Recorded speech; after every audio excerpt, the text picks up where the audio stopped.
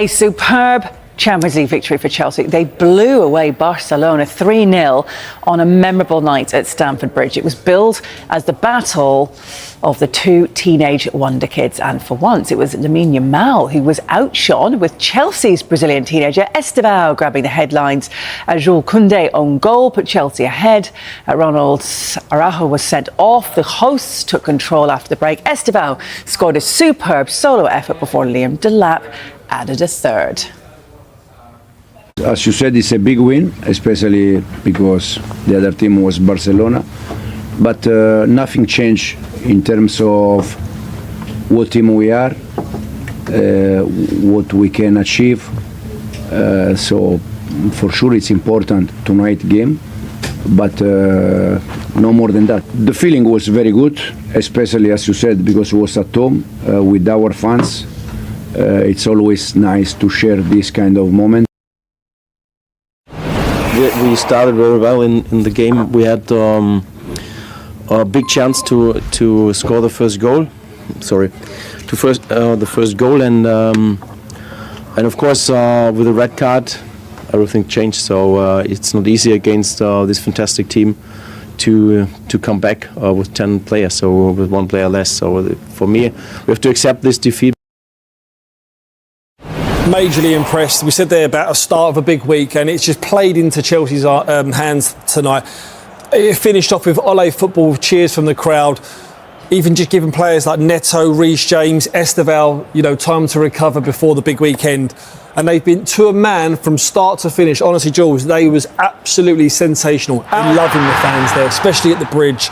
And he's just one of them players, as soon as he gets the ball, you just feel like something's going to happen. He's just a bright spark. He's got that goal that can unlock defences. He's getting to grips with the Premier League and the physicality and the working hard as well. So the moment, the way the Project Estevão is in full flow.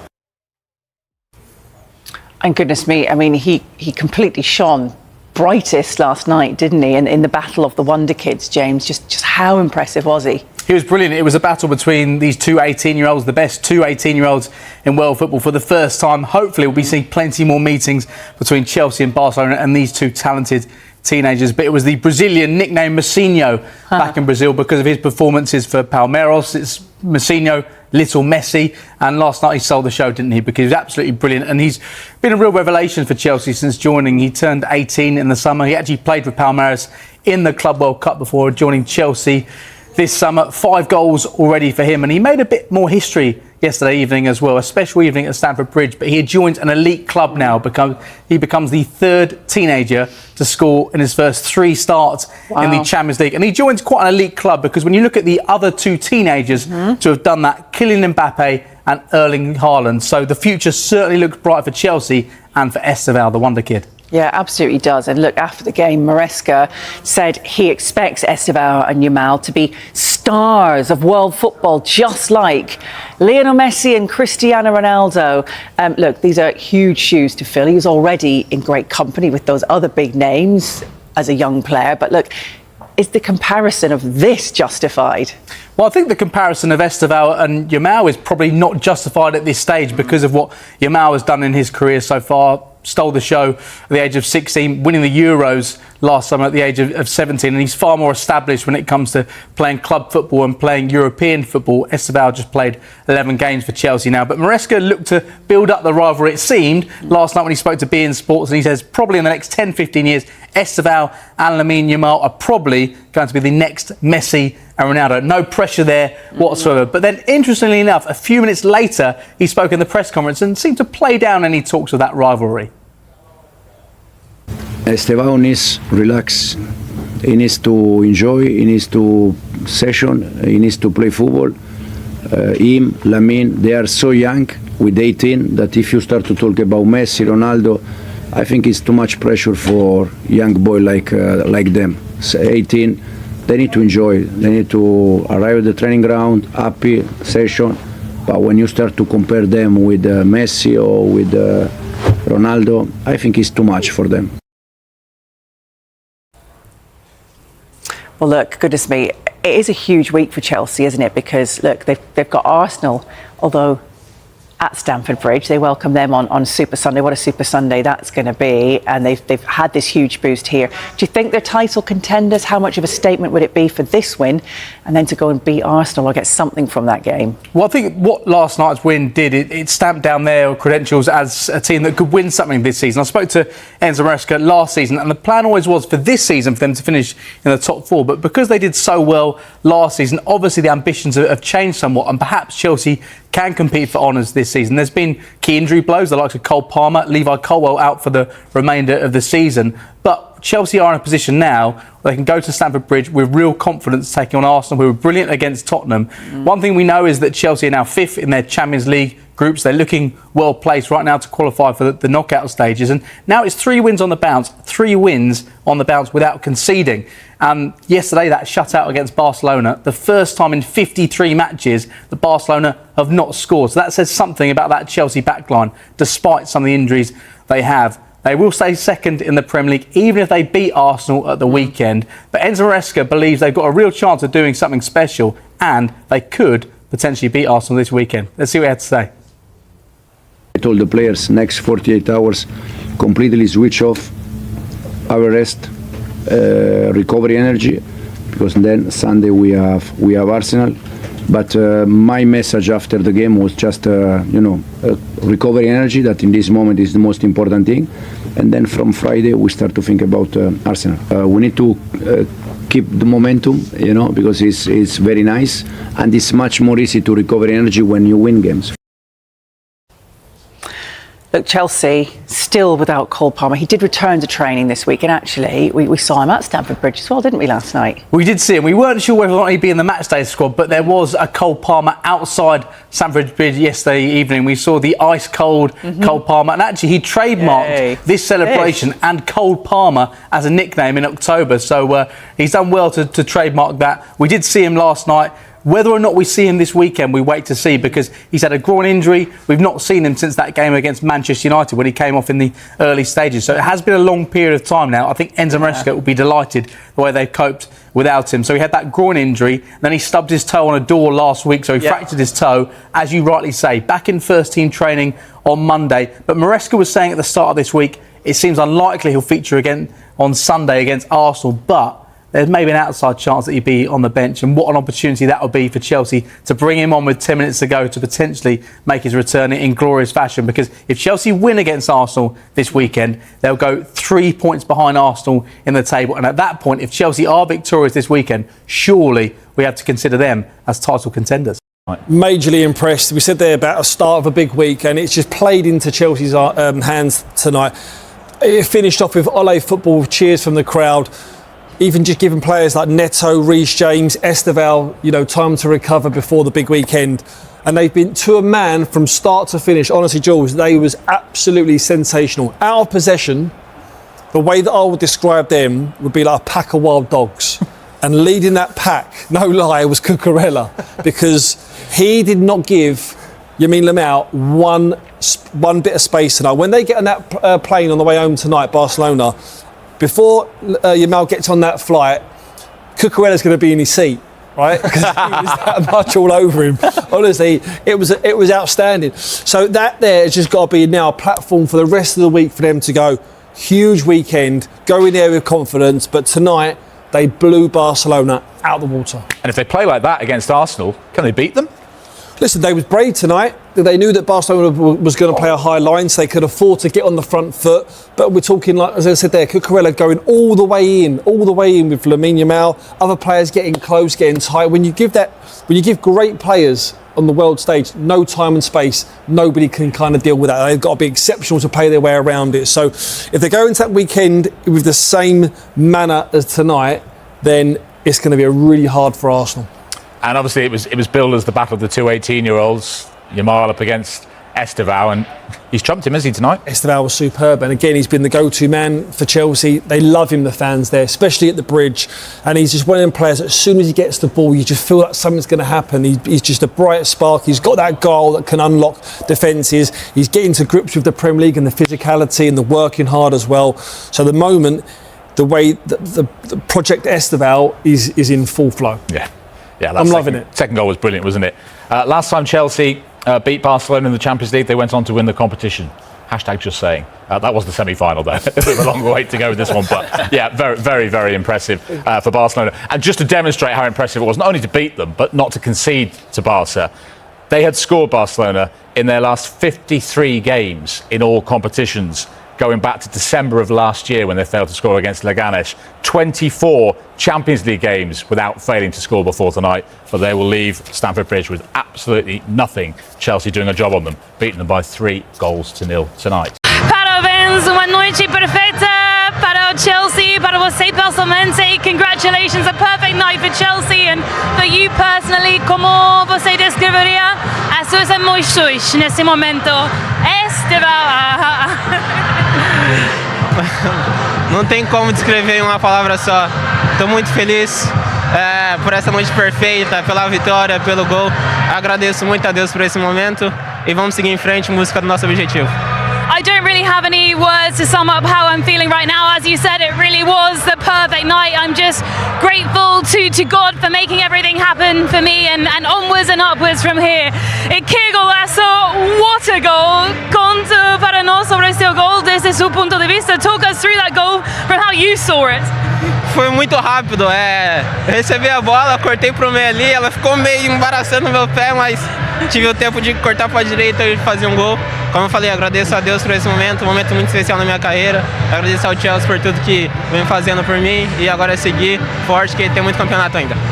It was all very quick for me. It just happened before I even knew it. I just found some space and wiggled my way through and then scored that goal. It was such a special moment for me in my career and hope to score many more. Foi o melhor momento na sua carreira. Was it the best moment in your career? Sim. Acho que desde que eu comecei no futebol profissional, acho que esse é o meu melhor momento. Fico muito feliz. De novo, agradeço muito a Deus, a minha família. É um momento muito especial. Espero que ele dure por muito tempo. Yes, he says it was definitely the most special moment in my career. I hope I keep scoring more and more for many years, and I'm so happy my family were here as well, watching here. Os torcedores estavam cantando Stevo. The fans were singing Stevo throughout the game. Você se sente uma grande conexão com os torcedores? Do you feel a big connection with the fans here at Chelsea? Sim, desde que eu cheguei aqui eles me trataram com muito carinho, até hoje, com essa música no final. Cara, eu amo isso, eu amo dar alegria aos torcedores em campo. Muito feliz por fazer o gol e dar alegria para eles. É um momento que eu posso retribuir dentro de campo esse carinho que eles me dão lá fora. Então eu espero que a gente venha fazer longos contatos juntos. Yes, he said from the moment I arrived here at Chelsea, I felt such a connection with the fans. He said he's just so happy that he could score for them, that he can make them happy, and he hopes he's going to score many more goals for them and keep making them happy. Estevão, parabéns. Uma noite incrível. What an incredible night for you. Well done. Obrigado. Mikel Arteta has made it clear that Arsenal will need to unleash their complete player against Bayern Munich. The Gunners host the German champions at the Emirates Stadium on Wednesday, and one man in particular could be decisive. Ebereki Eze, described as a very complete player by teammate Mikel Merino, is emerging as one of Arsenal's most dangerous weapons ahead of their Champions League clash with Bayern. The 27-year-old announced himself in North London with a stunning hat-trick in his first derby since arriving in a £67.5 million move from Crystal Palace. His 3 brilliant goals dismantled Tottenham, and truthfully, he could have scored even more. Merino believes every one of Arsenal's 8 summer signings has lifted the squad's level, helping the team build a 6-point lead at the top of the Premier League. But Wednesday's matchup is different.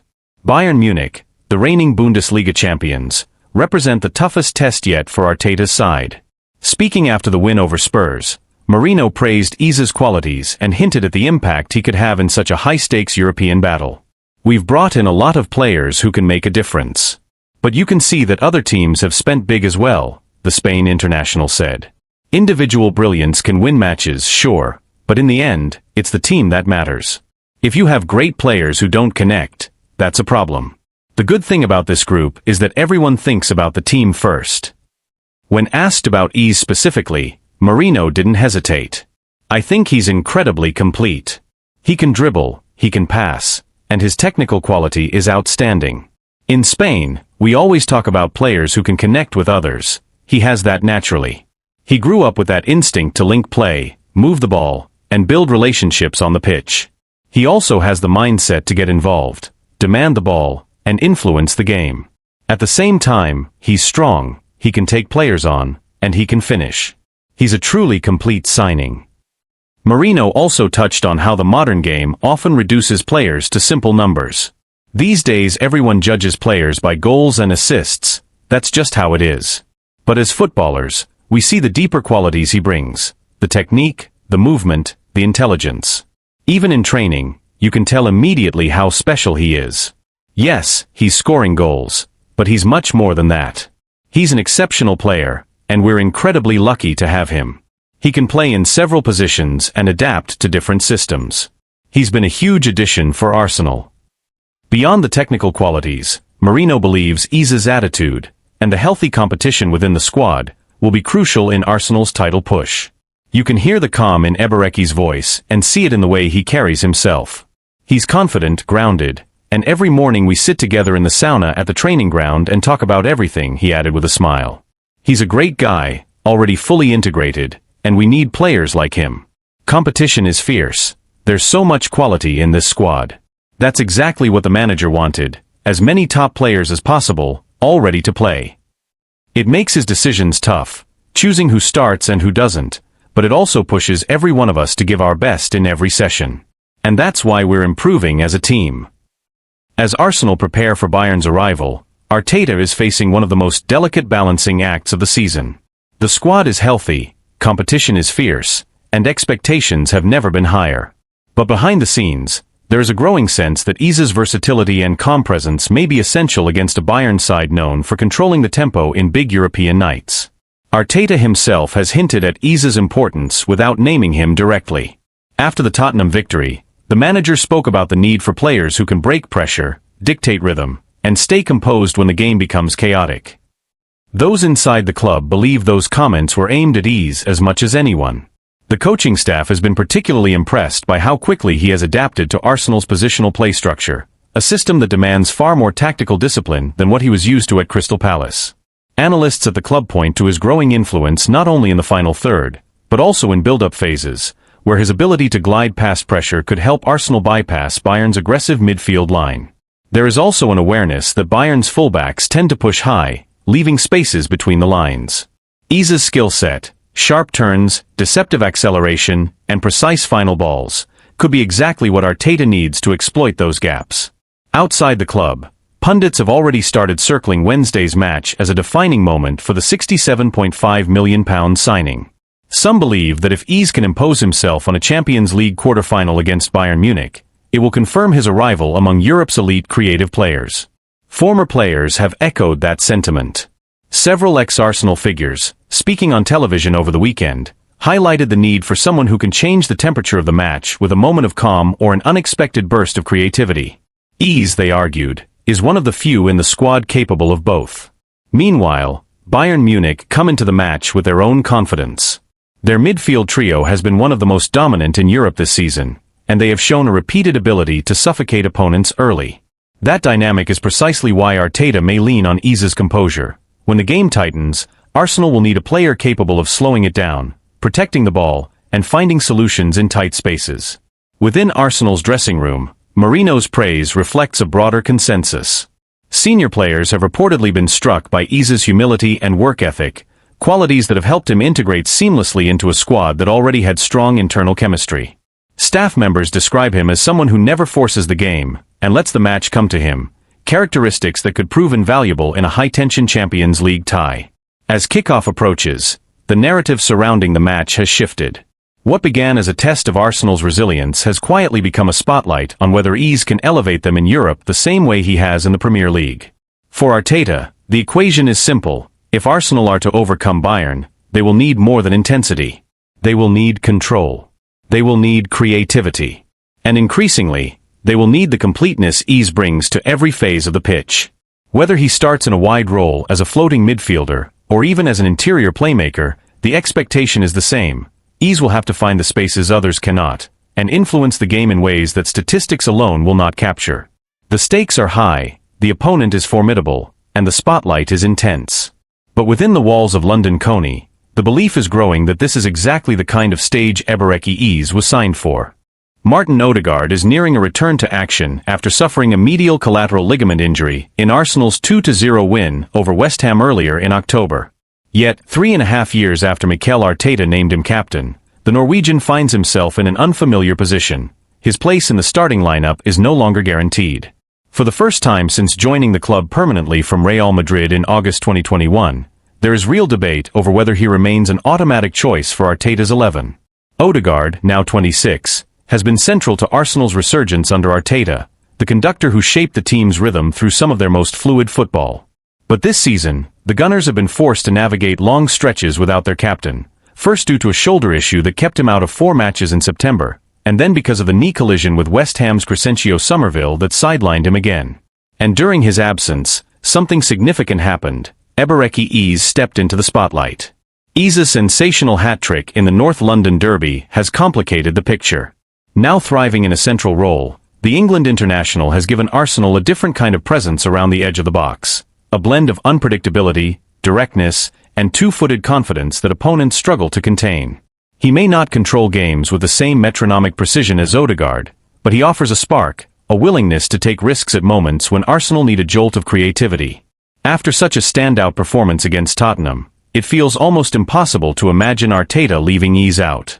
The manager has always had a soft spot for players riding a wave of confidence, and Eze is currently surfing at full height.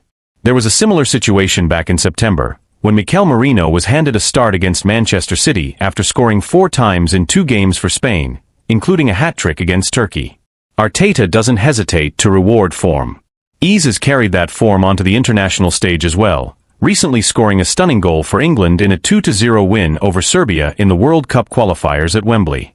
Though he can play on the left, it has always been clear that Arteta brought him to the Emirates to operate in midfield. And with Declan Rice and Martin Zubamendi near untouchable in the double pivot, the odds of Eze and Odegaard consistently starting together seem slim. That leaves Odegaard in an unfamiliar position. He needs minutes to rebuild sharpness, yet Arsenal's medical team won't rush him.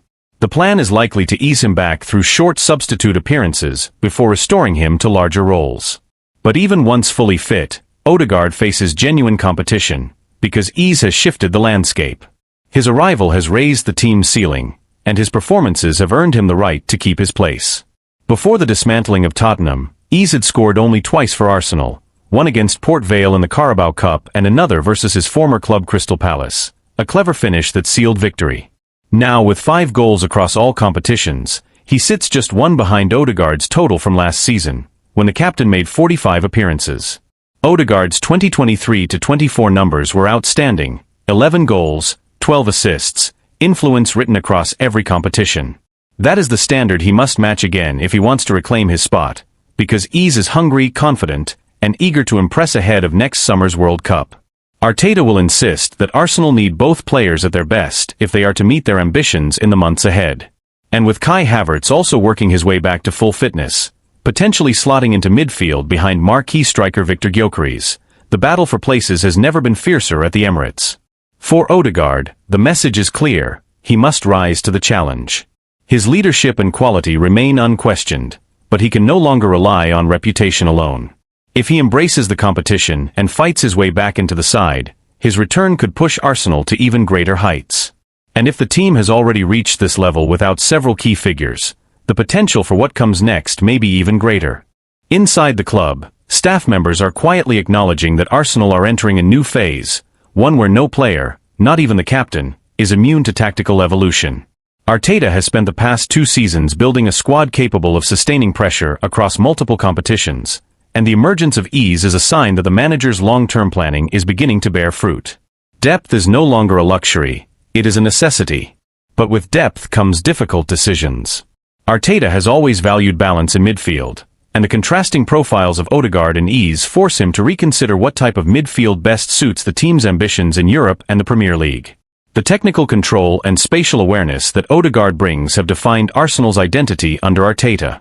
Conversely, Eze's dynamism, physical presence, and unpredictable touches give Arsenal a new dimension, especially against teams that sit deep or defend aggressively in central areas. This internal shift has also caught the attention of analysts and former players. Several pundits have begun to question whether the captaincy should guarantee a place in the lineup, especially at a club with ambitions of challenging for the Champions League. Others argue that Odegaard's leadership is too valuable to sideline, pointing to the standards he sets in training and his influence over younger players. Those debates are already spilling into the media, and they will only intensify as the season progresses. There is also the tactical question of whether Arteta might eventually experiment with a system that accommodates both Ease and Odegaard, something he briefly attempted earlier in the season during the win over West Ham. But with Rice and Zubimendi forming an almost impenetrable midfield pairing, any reshuffle risks destabilizing the defensive structure that has made Arsenal one of the most resilient teams in the league. The manager has hinted that he is open to adjustments, but only if they enhance the team's overall cohesion. For Odegaard himself, the challenge is as much psychological as it is physical. He has worked hard to cultivate an image of calm authority, a leader who raises the level of those around him through clarity and consistency. Now he must show that he can adapt, compete, and respond to adversity. His teammates still speak of him with admiration, describing him as one of the most studious and detail-oriented players at London Coney. They believe that once he regains full rhythm, he will naturally reassert his influence. Yet even they acknowledge that the landscape has shifted. One senior player privately remarked that, "The team is different now, Ease has changed what we can do in the final third." That sentiment reflects not a lack of faith in Odegaard, but an understanding that Arsenal have evolved while he has been sidelined. For Arteta, the ideal scenario is straightforward, a fully fit Odegaard competing with a fully confident Ease, creating a level of internal competition that lifts the entire squad. The manager often speaks about the need for healthy tension among his players, pressure that keeps standards high without fracturing unity. The arrival of Victor Gyökeres, combined with the recovery of Havertz, only amplifies that dynamic. Arsenal's season will almost certainly hinge on these midfield decisions. With Champions League knockout matches approaching and the Premier League title race tightening, Arteta must decide not only who starts, but what kind of identity he wants his team to carry into the defining months of the campaign. The next few weeks will reveal whether Odegaard's return sparks a resurgence or a battle for relevance. If he manages to reclaim his place, it could serve as a reminder of why Arteta trusted him with the armband in the first place. If he struggles, it will underline how rapidly Arsenal are progressing, and how little room there is for sentiment at the highest level. Either way, the captain's response will shape not just his future, but the trajectory of a team that believes it is on the brink of something significant.